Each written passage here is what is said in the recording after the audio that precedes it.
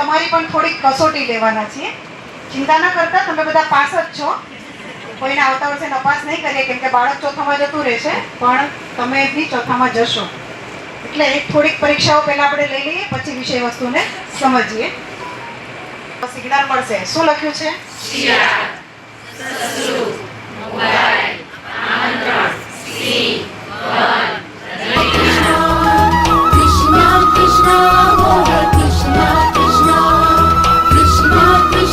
ભગવદ ગીતા હોય તેમાં શ્લોકોમાં સરખા શબ્દો ક્યાં છે એક અધ્યાયમાંથી શોધી લાવો કે ધર્મ ક્યાં લખેલું છે, કેટલી જગ્યાએ લખેલું છે.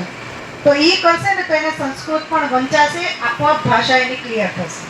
એટલે ભાષાનું મૂલ્યાંકન અથવા ભાષાની પરીક્ષા એટલે ભાષા વાંચતા આવડે, બોલતા આવડે, લખતા આવડે, એનાથી વધારે સારું છે સમજતા આવડે. અત્યારે આપણે આ ભાષા છે, કર્યું શું આપણે? સમજ્યા. બાકી સામે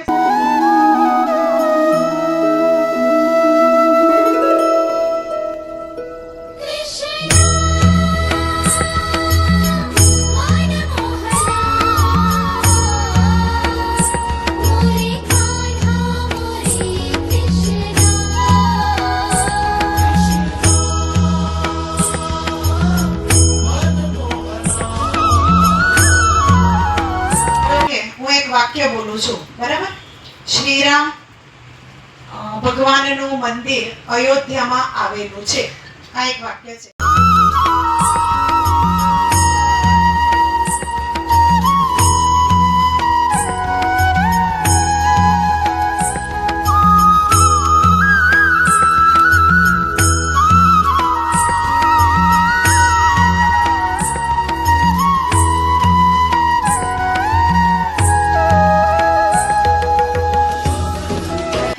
મધ્યમાં 2 છે, સામાન્યમાં 1 છે.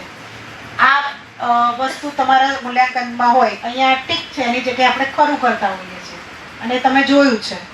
તો એના આધારે આ એનો ગુણભાર થાય કે 4 ઉત્તમ છે તો એનો 7 ગુણભાર છે. તો 4 સત્તા 11.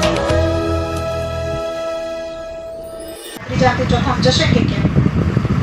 એને આટલું આવડશે કે કેમ? કેમ કે અમે બી છેલ્લે સમાજના જ અભિન્ન અંગ છીએ. તમારી જેમ અમે પણ એક ગૃહિણી છીએ, એક માતા છીએ. તો આ સમસ્યાઓમાંથી નીકળી પણ જાય છે બાળકો, બહુ સારી રીતે બેસે.